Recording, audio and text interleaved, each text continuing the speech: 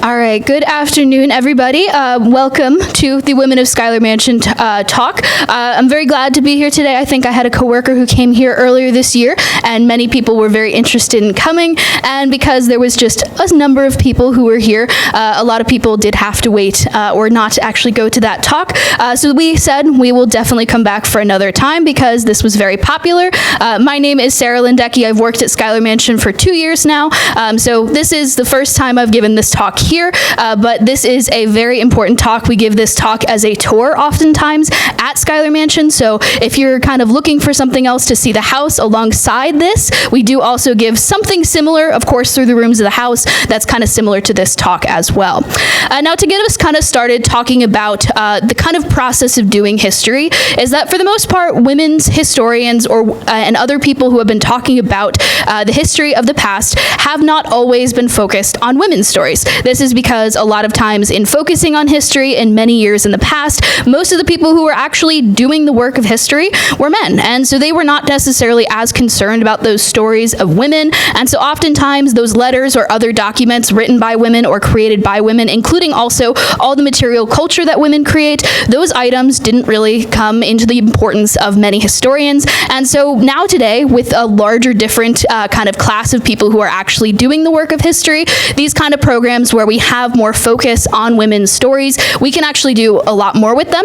And so these are really important things, and even more work needs to be done, of course, to talk even more about especially women who were enslaved as well as indigenous women. A lot of their sources are even more difficult to get at than the average woman's. And so we're going to talk in this tour or in this kind of discussion about pretty much any woman that we can that's connected to the Schuyler household.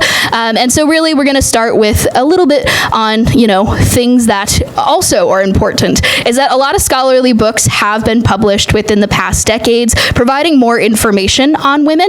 The two books I have on the screen are some really great examples of books that have been written within the past couple decades, books that are written about women and their stories, but also within the larger context of the world around them, as you start to see lots more female historians working in the 1960s and 1970s, you see an increase in a lot of histories about women.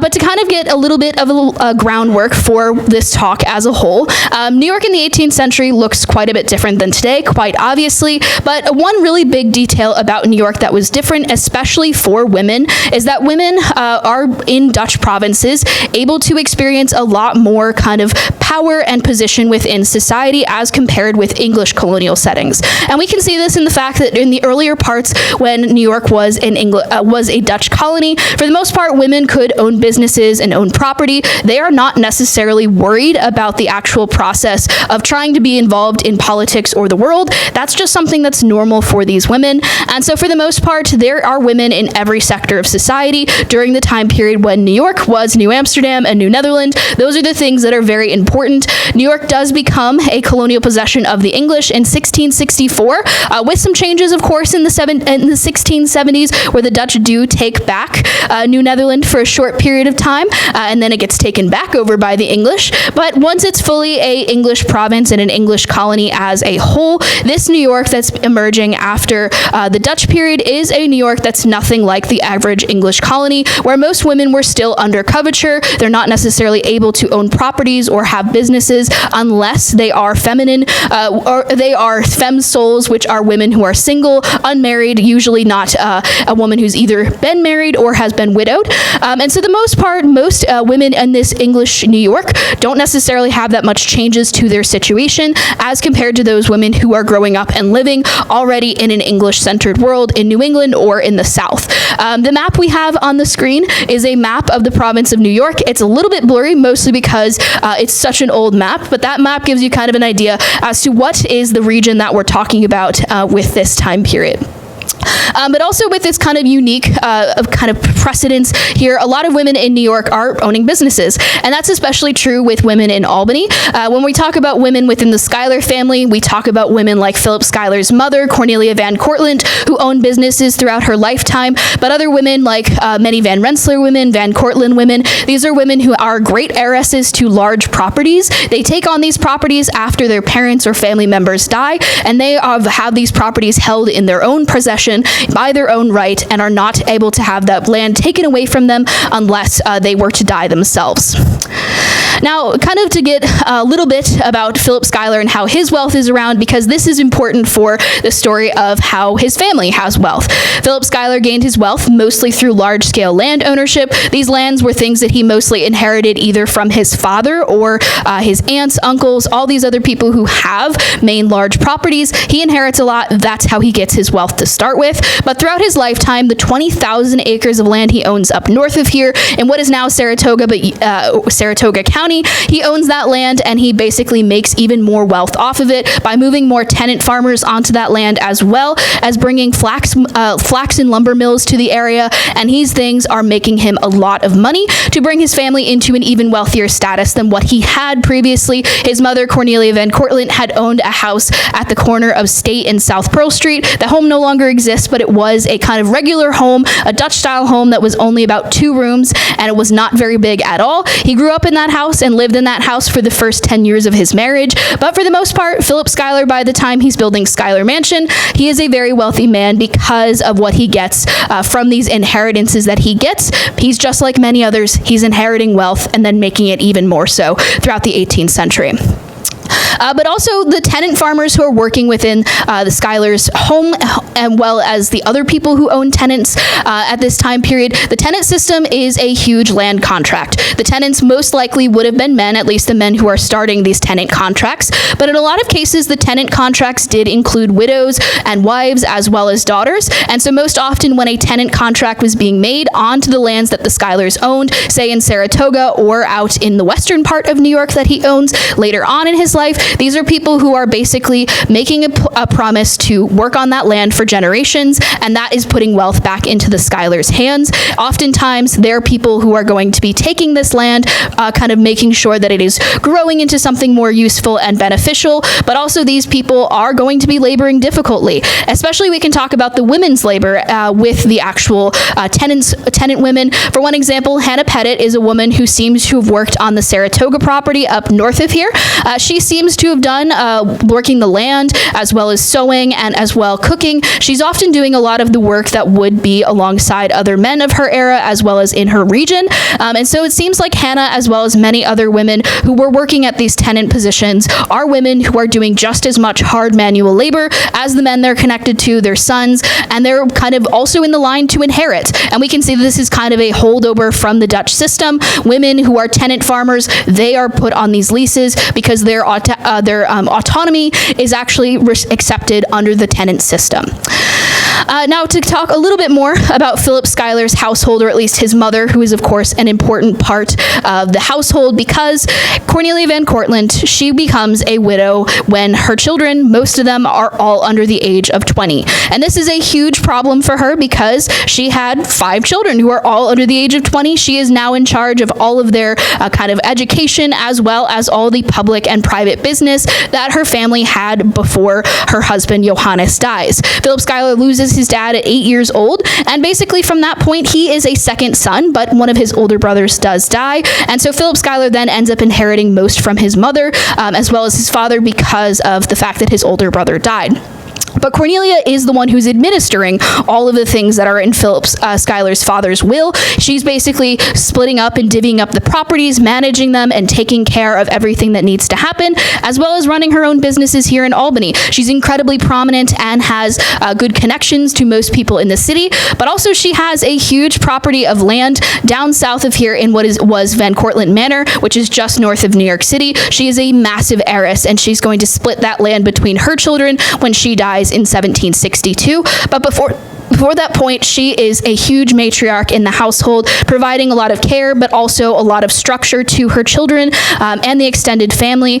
Philip Schuyler's aunt, Margaret Schuyler, she lived up at Schuyler Flats, which was about 5 miles north of the city. She was another huge matriarch of the family. She, very young, becomes a widow and ends up basically running her house as a place for her family members to go to, a place for them to spend time. She has her own farm there that she is doing a majority of the work to actually kind of function it. And so for the most part, Cornelia Van Cortlandt as well as Margaretta Schuyler are people who are deeply involved in the running of their lives. They're women who have a lot of autonomy compared to what you might expect for women in the 18th century.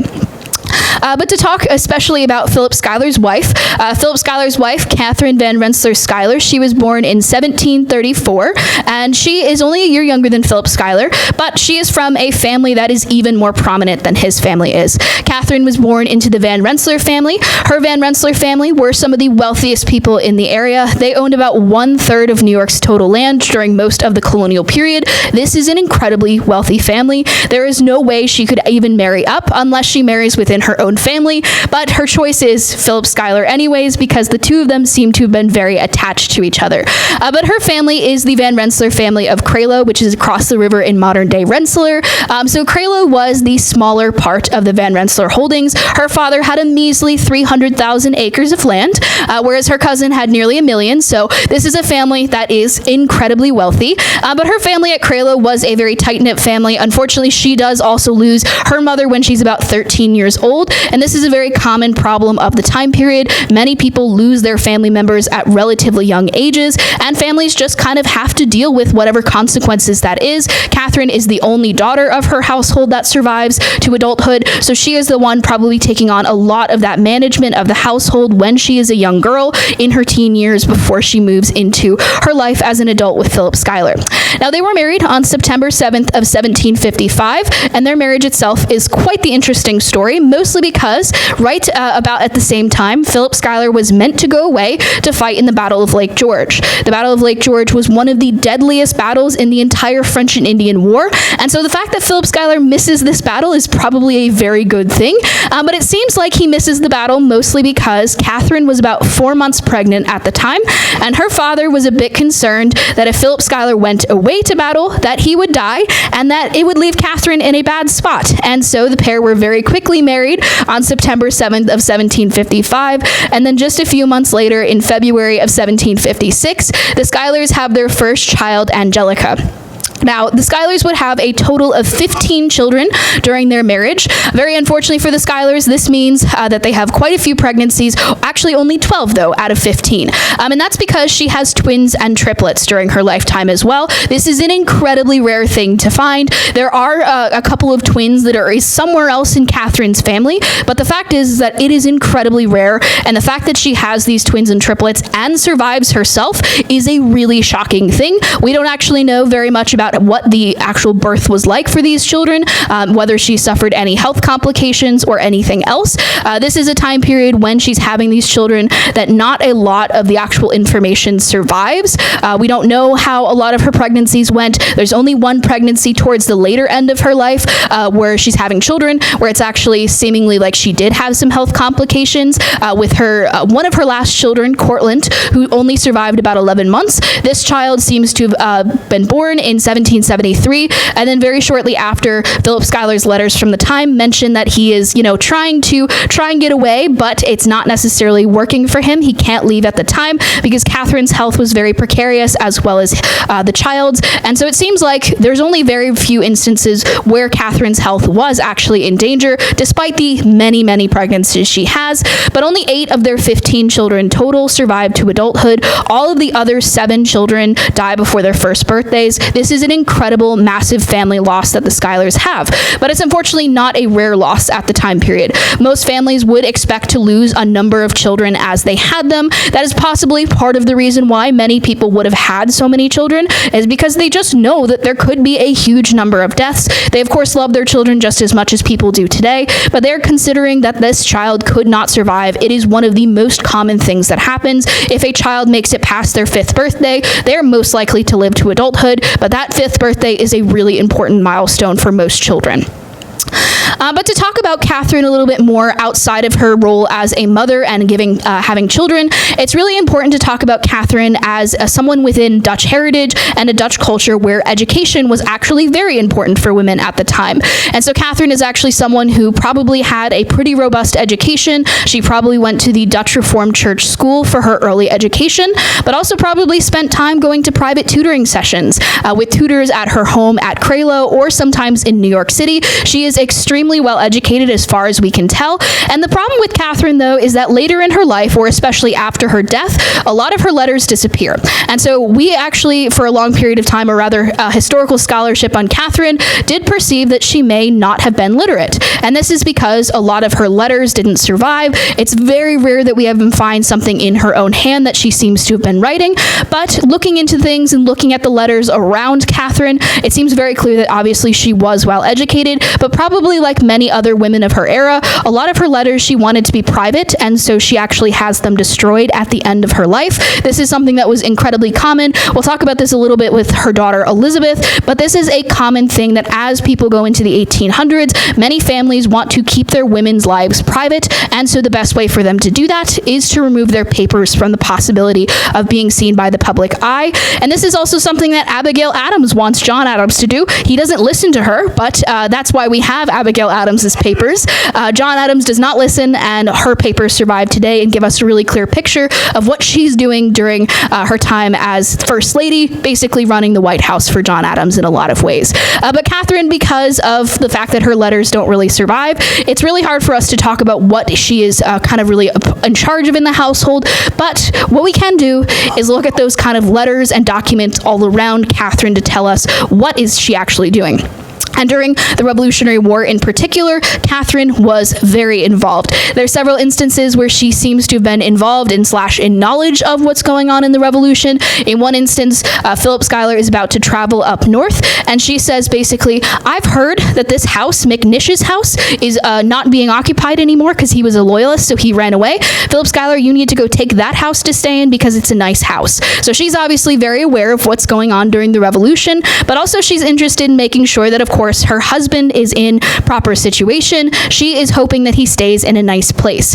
But other things that we have are some things like receipts. So this is absolutely very hard to read. It's very hard to read in general just because of the handwriting, but also because it's microfilm. But basically, this is a document that was a receipt where she was purchasing 1,000 pounds of wine for Philip Schuyler.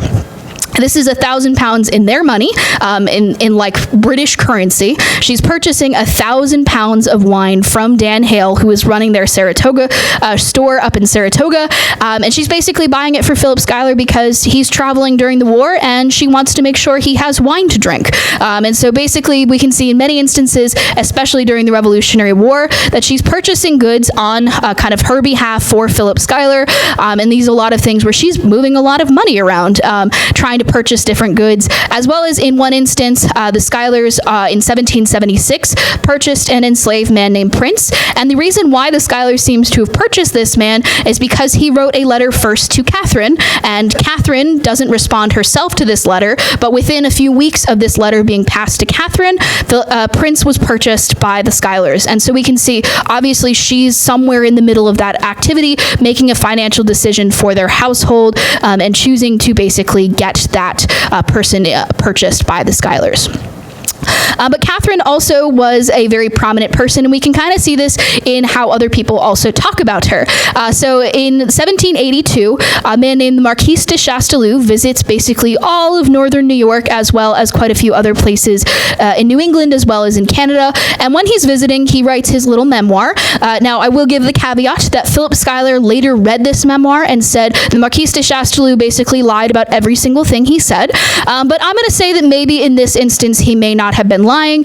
He wrote, General Schuyler's marriage with Miss Rensselaer, the heiress of a family which has given its name to a district, or rather a whole province, still added to his credit and his influence, so that it was not surprising that he should be raised to the rank of Major General at the beginning of the war.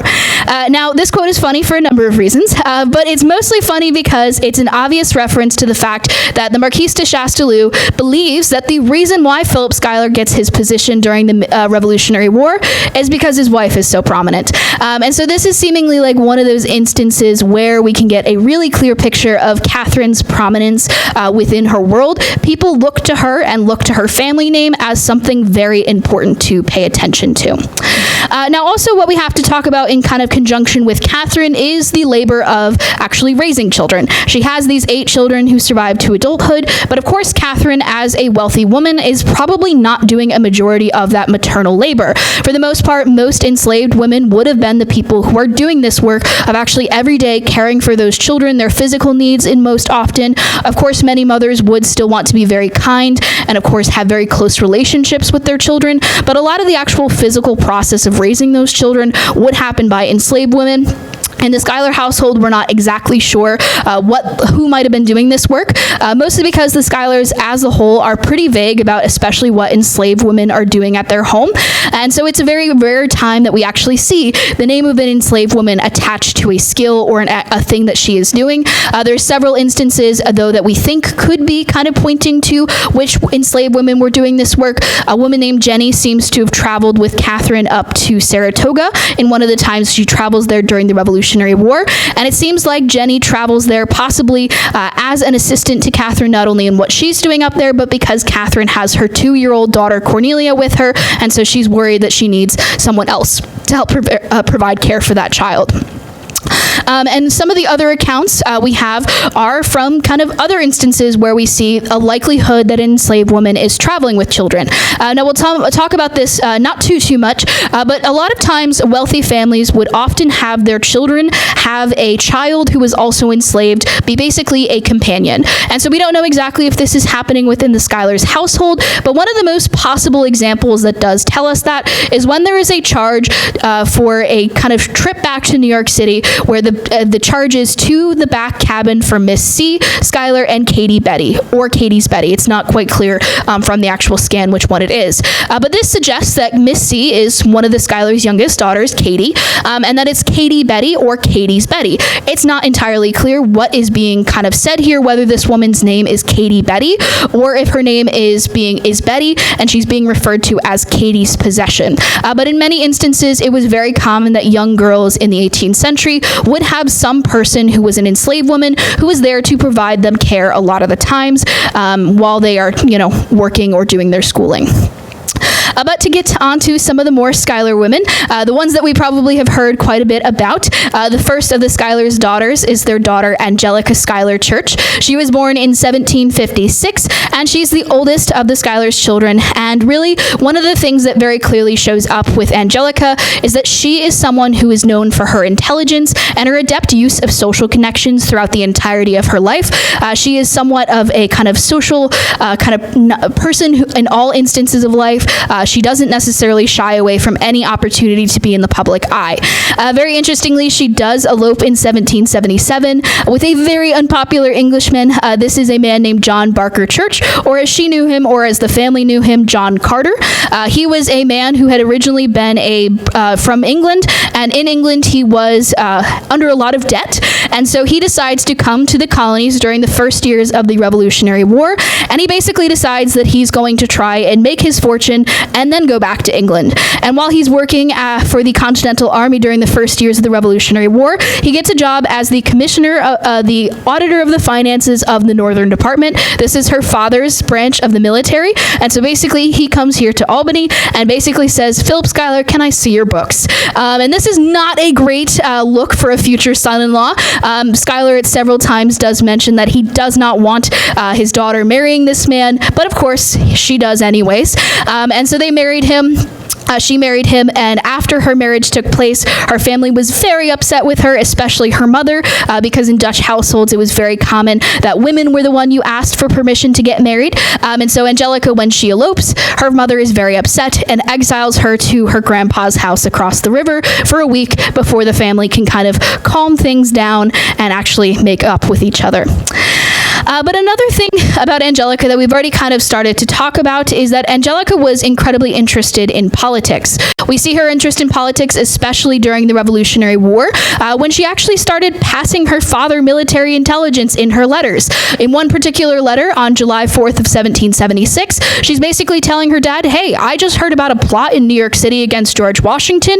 You might need to know about that." Now, most scholars today do believe that this plot against George Washington that was uncovered in July of 1776 was possibly an assassination plot, but also possibly just a plot to try and take George Washington's credibility away as the leader of the Continental Army. But nonetheless, Angelica is starting to pass this information to her father because she says, my dad needs to know. He's third in command in the army. He might need to know this information. But also later in her life, she lives in very fashionable cities like London, New York, and Paris. And in these cities, she makes connections with people like Thomas Jefferson, the Prince of Wales, Benjamin Franklin. Very interestingly, Thomas Jefferson does tell her at one point that women's breasts are not necessarily strong enough to take the will of politics. And so Thomas Jefferson basically tells her women should not be involved in politics, but this is not something that she is interested in following his directive there. But when she's living in England, she is hosting the Prince of Wales. Now, the Prince of Wales was one of the most important people, of course, in England at the time. And when we think about the fact that she's hosting a party for the Prince of Wales, that feels like not really a political act to us. How can a party be a political action? But for Angelica, who is working within a political scene where she is attempting to show that America is its own strong, independent country in the 1790s, she is basically trying to make sure that the Prince of Wales, as well as the English aristocracy, have an awareness of America as an independent nation. And so basically, she writes a letter to her mother on May 1st of 1795. She says, this letter is to tell you the particulars of the ball I gave on Thursday to the Prince of Wales, who did me the honor to stay from 1 o'clock to 5 o'clock in the morning, a favor he has not conferred on any other lady this winter at a ball. Angelica is bragging about this to her mother, but it is still a political action. After this point, many more Americans are welcomed into the spheres of the British aristocracy. She is someone who is making waves in a place where you have to be pretty tenacious to get into. The next of the Schuylers' daughters is Elizabeth. Elizabeth is probably the one most people know of, and Elizabeth is probably best known, of course, for her husband, Alexander Hamilton, but there's obviously lots of other things to talk about with her. She is someone who, throughout her entire lifetime, often tried to minimize her existence, and this is because in a lot of cases she felt like she was not as intelligent as some of her sisters, or that she didn't have the same social presence as some of them. And so for the most part, Eliza is oftentimes kind of keeping herself away from the public eye, but of course there are still letters or other things to talk about with her. Now, she seems to have been incredibly devoted to Alexander Hamilton even after his death in 1804, and she's in her early 40s when she actually loses her husband. And so for the most part, when she has lost her husband, she has 7 children under the age of 20. She is now going to be in charge of educating these children as well as preparing them for their adult lives.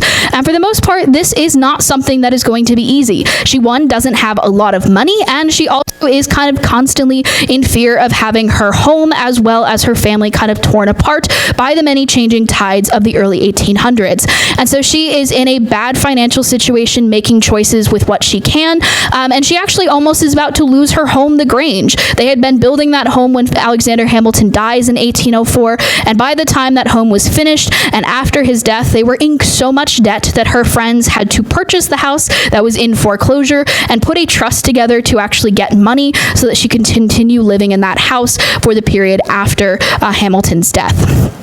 But she still seemed to be very committed to Hamilton in every way possible, and we'll see that in what the things that she does elsewise, other than actually working with his legacy. So his legacy was an incredibly important thing for her throughout most of the last years of Eliza's life. She spends pretty much that entire time working to try and preserve Hamilton's legacy. This looks like trying to get his papers. She goes to all these different people who had met him as well as worked with him throughout the Revolutionary War, as well as much afterwards, and she says, can I have any letters that he wrote back? I want to put them together. And then she also starts working to have one of her sons write biographies of her husband. Now, when these biographies do actually get finished, these biographies are not the most perfect biographies. They're very kind of cherry-picked, at least in a lot of ways, because her son is making choices that will make his father look the best, and that's why it seems like in a lot of cases, a lot of the documents that were created by Hamilton in reference to slavery, those disappear when Eliza and her son get their hands on them. They are trying to create a very specific image of Hamilton. But Eliza's work is also in trying to get those papers preserved.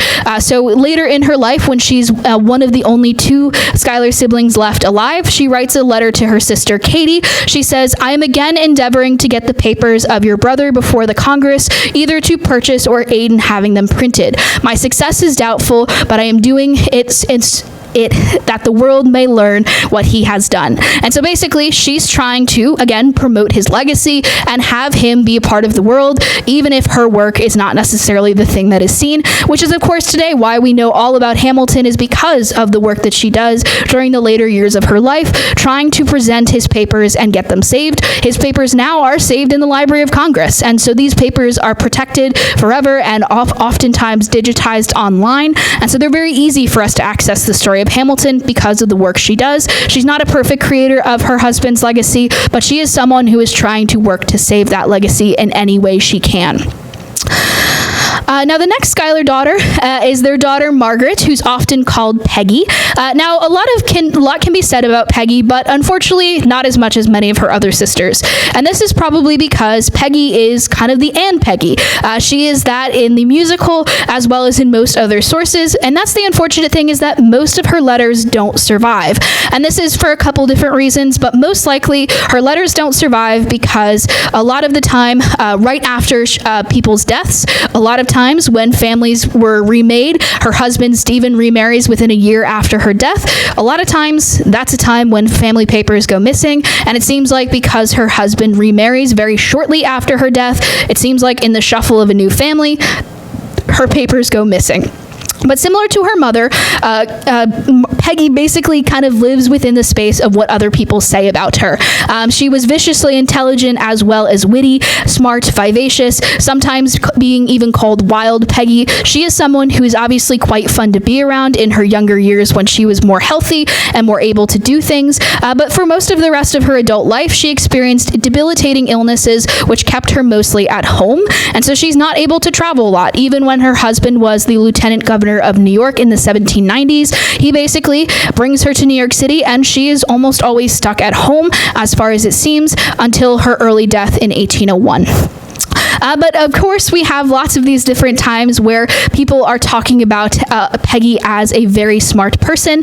One of Alexander Hamilton's friends, James McHenry, wrote that Peggy was so smart that it was very intimidating to other women, and basically that was drawing all the attention from all the men around them. They're spending time in Rhode Island at that time, and she's basically hanging out with all these officers who are all paying attention to her.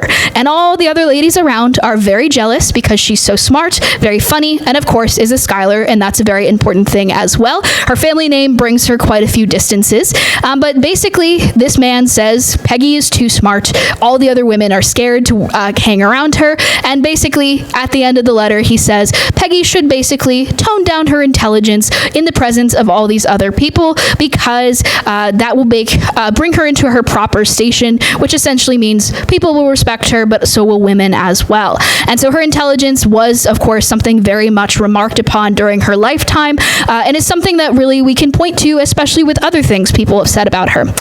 Later in her life, in the 1790s, Peggy was, like many of her family members, a host to many French refugees. In the 1790s, during the French Revolution, many French refugees come to the United States hoping to seek some sort of safety from the actual French Revolution, and many of these people know the Schuylers or had met Angelica, and so they come here on Angelica's word. And so for the most part, these people come here and end up making connections to a lot of the other people in the Schuyler network, including Peggy.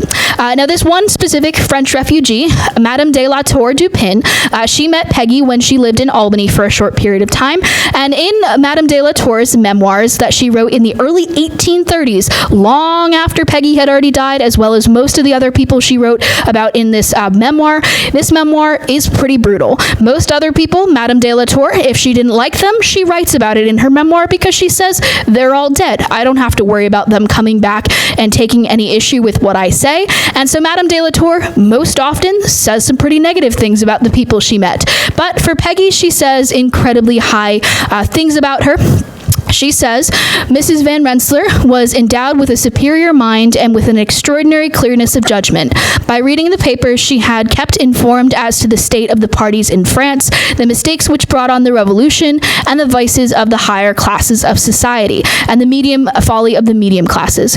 With an extraordinary perspicuity, she had penetrated the causes and effects of the troubles in our country before we even ourselves. And so this is obviously very high praise on Peggy. She is being touted as someone who even stuck mostly at home reading newspapers and keeping track of the world only through these sources. She is still someone who is keeping track of things and is obviously even more intelligent apparently than most French people, according to Madame de la Tour. And so while we can't say too much about Peggy from her own letters, because most of them don't survive, Peggy is still someone who we can say was intelligent, was an important member of her family, and was very sadly missed when she died in 1801 in her early 40s. The next of the Schuylers' daughters is Cornelia Lynch Schuyler Morton. Now, I will say that this is my favorite of the Schuyler daughters, so I will say she is my favorite to research, mostly because she is interesting. She is someone who, generally speaking, throughout her lifetime, doesn't have a lot of letters that survive as well, but the letters that do survive tell us a lot about what was important to her, and she is incredibly sociable, like many of her sisters, but she is very humorous in these letters. She's not just writing letters to different people. She's just giving a really sparky personality in a lot of the ways that she spoke to people, but she spent a lot of time living in New York City as a teenager. And so she's growing up in a world in New York City after the Revolutionary War in the 1790s, where she is a teenager who has a lot of wealth and privilege. She's attending all the best parties, all the best social engagement. This is someone who really enjoys that scene. And so that's something that was really important to her throughout her entire very short life, very unfortunately. Now, most of her surviving letters, there are a few more that I've been just recently working on transcribing, so I have more that I could always bring up. But this is my favorite letter from Cornelia, but most of her letters are to her sister Peggy's husband, Stephen, and these letters are very funny, mostly because she's very sarcastic. In one of these letters, she basically says, "Upon my word, brother, as you grow old, you grow ill-natured, and I shall be so free to tell you that I hate you for not acquainting me with how all the beaux in New York are, and what handsome things they say of me. Should you chance to see my sweetheart Jones, pray tell him I am well, and think myself 20 times handsomer than the men ever tell me." Now, this is a very funny letter. She's very, very much being sarcastic with her brother-in-law, who has not responded to her, and so she's just upset. The next letter that she sends, she says, "I will not talk to you ever again because you haven't answered my letter again." So she is very comfortable being kind of very funny with her siblings' husbands. But also kind of what's the very interesting thing about this letter specifically is my sweetheart Jones. Now, she does not marry a man named Jones in any sort of way. We don't know who this is because this is not enough detail to really clarify exactly who Jones is. So it seems like obviously she's participating in all aspects of the social gatherings in New York City and as a teenager in the 1790s. She does eventually marry a man named George Washington Morton. George Washington Morton is probably one of the first people to be named after George Washington, as he was born in 1776, but he is not necessarily this a great, wonderful man. He was a lawyer from New Jersey who caused Cornelia a lot of harm during her lifetime because her family did not like him. Similar to her older sister Angelica, Cornelia has to elope with her husband because her parents don't like him, and they basically, as the story goes, he claims that she jumped out her second-story window into his arms, and they rode off to Stockbridge, Massachusetts to get married, and when he comes back to Albany to continue with his law business, he basically writes this letter to his sister explaining what had happened with their engagement and their elopement, and basically every single moment after that, the Schuylers write in their letters very vaguely that they don't like her husband, but never really say why. And it seems like most likely they didn't like him because he was not necessarily a very good person in a lot of ways. After Cornelia's death, he abandons her and their 5 children and goes to live in England with his French mistress, which may be, generally speaking, an actual French woman, or it's an innuendo for venereal disease. So he dies in 1810, just 2 years after she does. So it's not exactly clear how he died, but one of her sister-in-laws, one of her brothers brother's wives, basically writes about the fact that she's like, this guy ran away to England and gave up all of his parental rights after his wife's death. And Cornelia was written about as being very kind and very joyous during most of her life. But we also know that kind of those 5 children actually are adopted by one of Cornelia's siblings. Her older brother, Philip Jeremiah, and his wife, Mariana, they adopt the 5 children that Cornelia and her husband had during their lifetime. And basically, those children are incorporated into her brother's household. Her brother had 5 children with his first wife. He had adopted his sister's 5 children. And then with his second wife, he had another 3 children. And so that was a very busy household. But especially from the letters of her sister-in-law, Mariana seems to have said, these are all of my children, even if they came from my husband's first marriage or from my sister-in-law. These is a very tight-knit family, and that household in Rhinebeck, New York, where one of Cornelia's brothers lived, was a very important piece of the Schuyler legacy in the early 1800s. Now, the last of the Schuyler daughters is Katie. Katie has a lot of names, and that is kind of a very funny thing with her. We always kind of joke about the fact that Katie has too many names. We need to get rid of a few of them. But unfortunately, they're very helpful for telling us who these people are, because having so many names can give us a little clarity, because everybody has the same first name.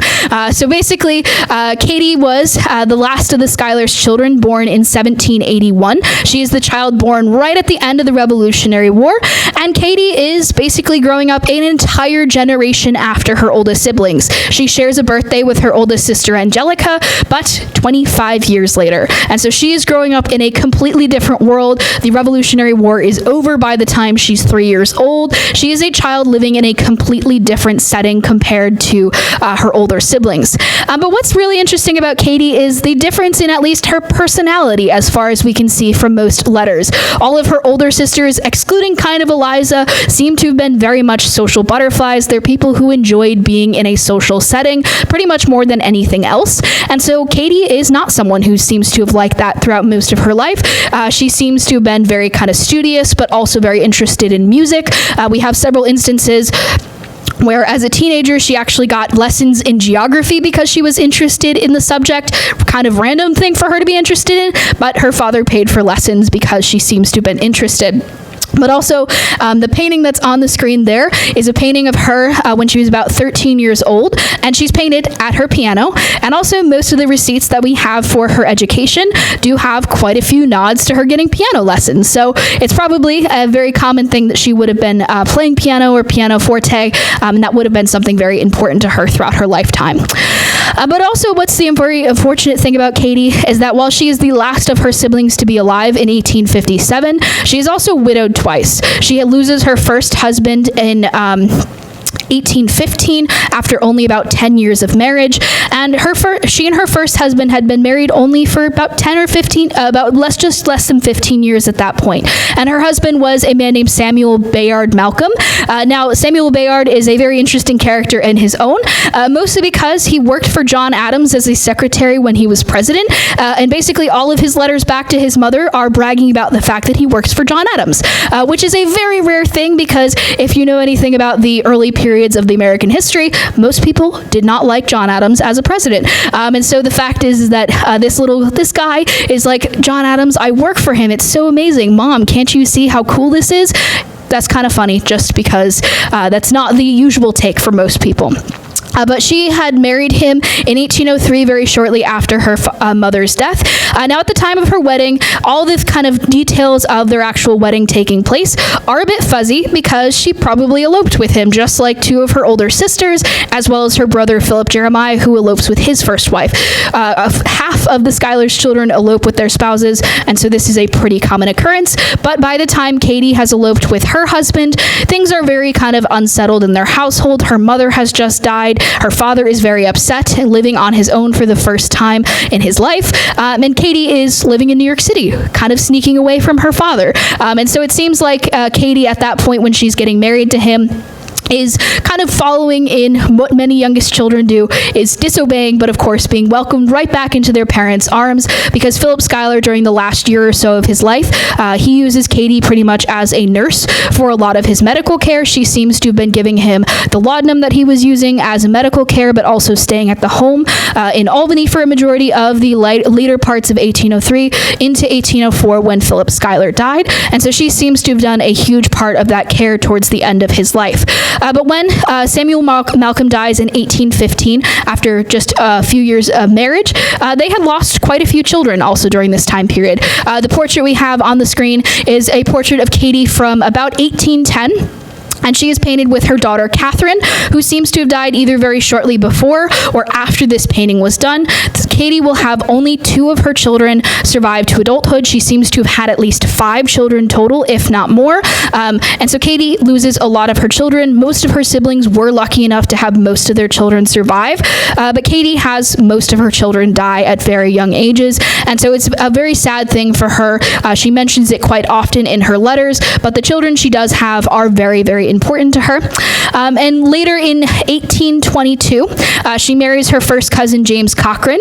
James Cochrane was the son of her Aunt Gertrude, Philip Schuyler's sister. And James Cochrane is an interesting guy in itself, but he seems to have been someone who she'd known, of course, throughout her entire life. He seems to have been married around 1800 to a first wife who dies very shortly after they were married, and seems to have remained a bachelor for the rest of the time until 1822 when he and Katie were married. We don't know a lot about their marriage, but we know that he dies before her in 1848, mostly because he was quite a bit older than her.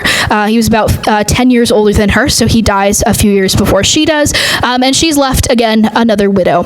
And one of the things that really is interesting about Katie during the later years of her life is that she, one, is helping her sister Eliza with a lot of her work to try and actually preserve Alexander Hamilton's papers, but also she spends a lot of time trying to make a life for her children. These children grow up in a household where there's kind of a change happening a lot. They have to move quite often because Katie and her husbands were not terribly well off in terms of finances. And so Katie and her husband and their children are moving a lot. They live between Stillwater, which is up north of here near Saratoga. They live in Utica. They live in Oswego. They try and find places where they can live economically, but every single place that they live, they are still kind of in a poor situation. But after she is widowed for a second time, Katie is basically in charge of trying to figure out what's going to happen to her children.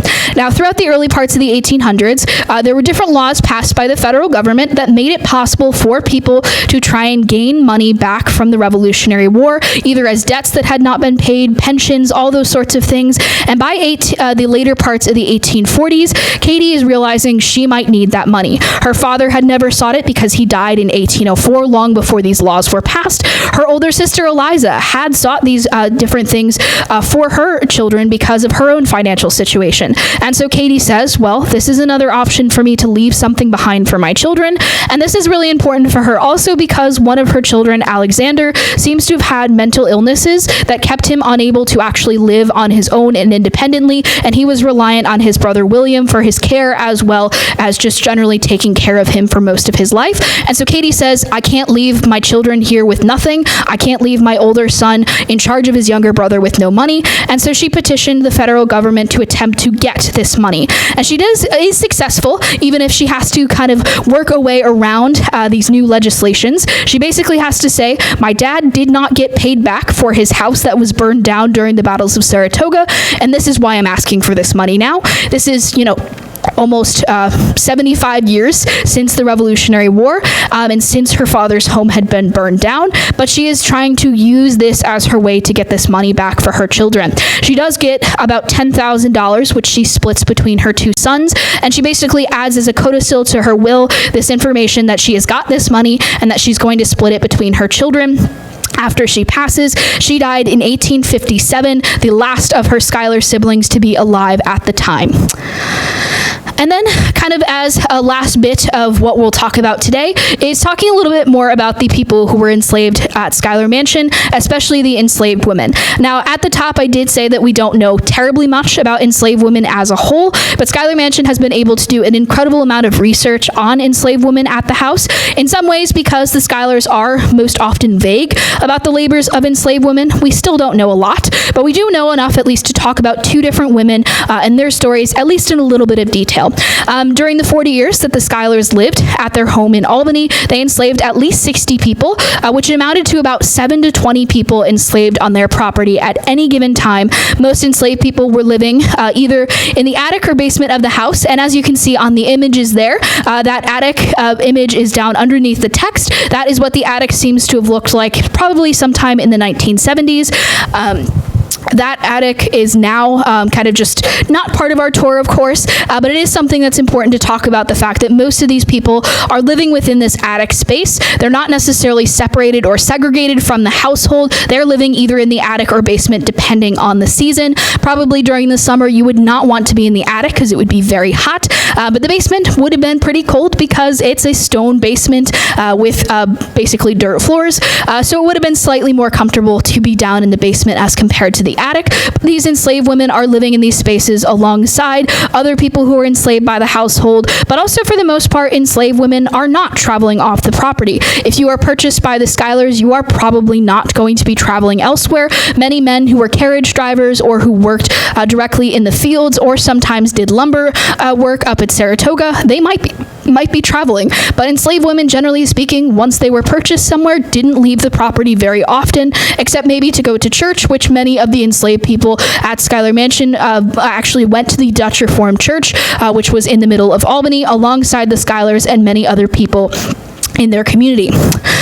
Now, one of the first of these enslaved women that we do know a little bit more about is Diana. Diana was one of the many freedom seekers who sought her freedom during the Revolutionary War.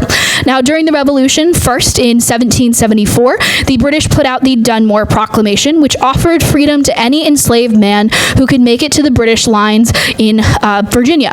Now, this was a rule that only applied to people in Virginia and only to men specifically, but by 1779, this was a great tactic for the British. They were effective at getting enslaved people to run away from their enslavers and go to the British lines to try and assist the war effort on the British side. And so oftentimes this was a good choice for them to continue pushing the legislation to have more enslaved people attempt to seek freedom. In 1779, the British put out a second proclamation, the Philipsburg Proclamation, which extended the Delmar Proclamation to encompass all of the colonies and as well men and women. And so anyone who could make it to freedom behind British lines might be able to make it to freedom.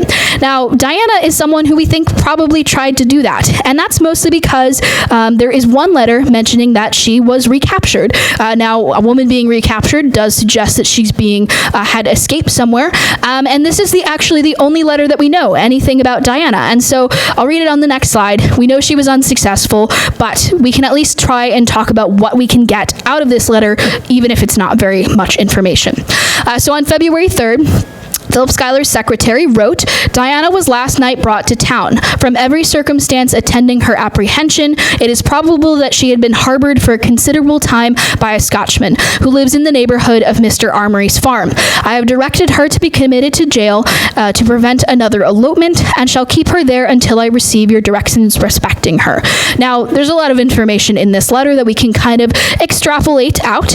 It seems like Diana seems to have attempted to escape during the winter. This is an incredibly difficult time for anyone to try and escape slavery, let alone a woman. Most women at the time, again, are not traveling off their properties, and so a black woman alone would have been immediately seen as an escaped person, and most often a black woman being seen running away or walking out of a property, that would have been an immediate sign for trying to get her recaptured. And so the fact that Diana even makes it to this Scotchman's farm somewhere near Saratoga, tells us that she was pretty smart when she was trying to get away. Now, we again don't know any of the actual circumstances of how she tried to get away, but we do know that obviously she does make it to the Scotsman's farms. And what's really interesting is that Philip Schuyler's tenants, a lot of them are Scottish or Irish, and a lot of these people were actually loyalists throughout most of the Revolutionary War. And so maybe this is a loyalist that is a tenant of Philip Schuyler that she is trying to get to. And once she gets there, she is captured after a few weeks and brought to jail. Now, it was also very common that once an enslaved person was put in jail, oftentimes as an addition to the punishment of being recaptured, the intention was to make this time in jail even worse by keeping them there for extended periods of time.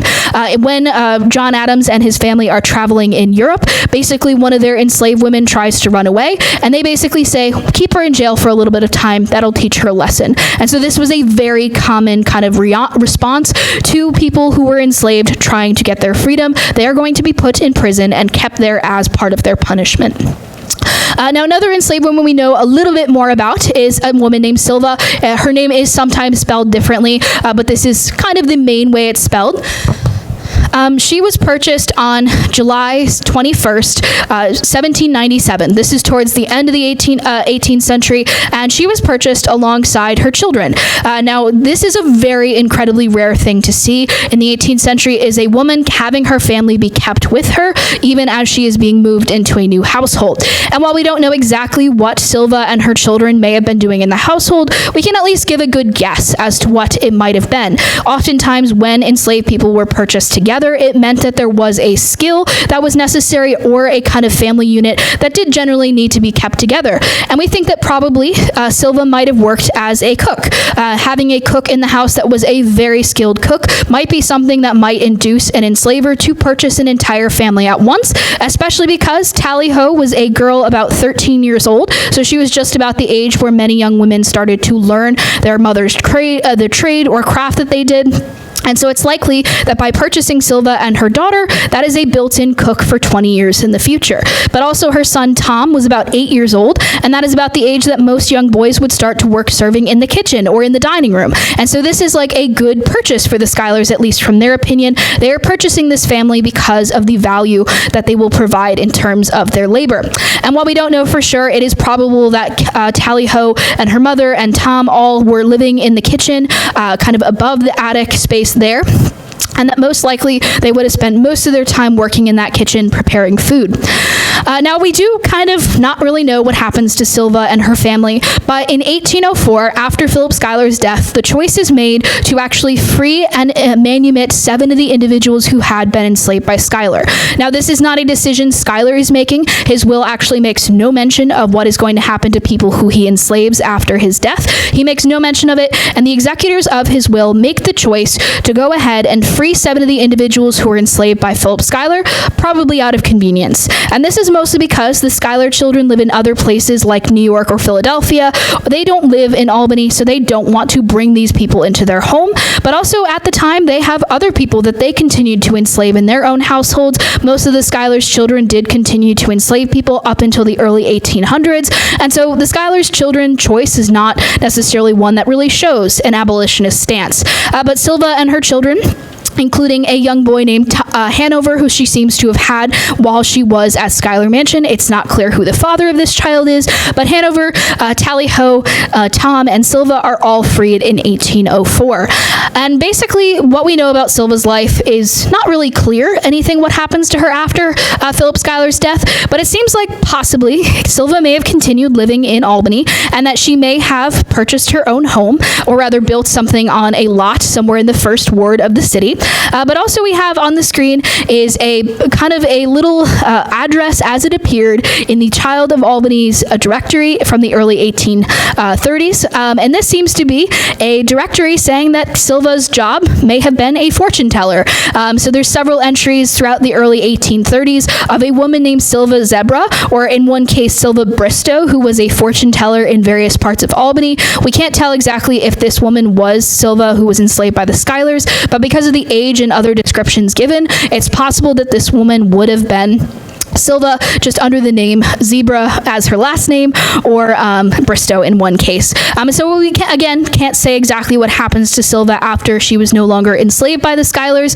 We can say possibly she stayed in the city of Albany. She possibly found a way to make a way for her family to purchase a property and have a home here, but also she may have had a business separate from what she did when she worked for the Schuylers. And so while we don't know, this is at least one option for her life.